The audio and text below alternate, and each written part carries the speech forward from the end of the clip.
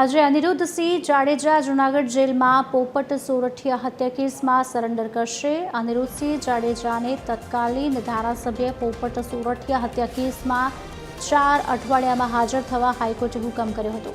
પોપટ સોરઠિયા હત્યા કેસમાં અનિરુદ્ધસિંહને સરેન્ડર કરવા આદેશ કરાયો હતો।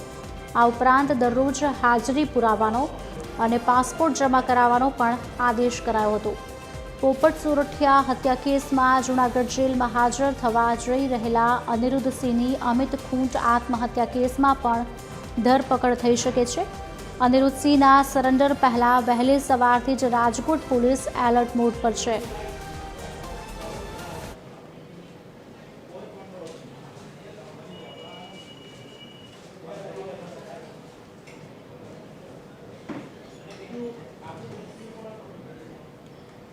आज अंगे વધુ વિગત આપશે સંવાદદાતા પરેશ અમારી સાથે લાઈવ જોડાઈ ચૂક્યા છે। પરેશ, હાજર થવાના છે આજે અનિરુદ્ધસિંહ, શું વિગતો વધુ મળી રહી છે?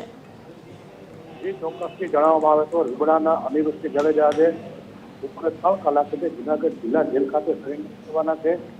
અત્યાર જોઈ શકો છો જિલ્લા જેલ ખાતે અનિરુદ્ધસિંહ સરેન્ડર કરવાના લઈને પોલીસ બંદોબસ્ત પણ મૂકવામાં આવ્યો છે। જ્યારે અનિરુદ્ધસિંહ જાડેજાએ જે પોપટ સોરઠિયા ધારાસભ્ય ગોંડલના તેની હત્યા કરી હતી, એ હત્યાના કેસમાં તેઓ જેલમાં હતા અને જેલ અધિક્ષકના આદેશ બાદ તેને મુક્ત કરાયા હતા। પરંતુ હાઈકોર્ટે આ મુક્તિ ગેરકાયદેસર ગણાવી અને 18 સપ્ટેમ્બરના રોજ તેમને સરેન્ડર કરવા પણ આજે આદેશ કર્યો છે, જેને લઈને સુપ્રીમ કોર્ટે પણ યથાવત રાખ્યો છે।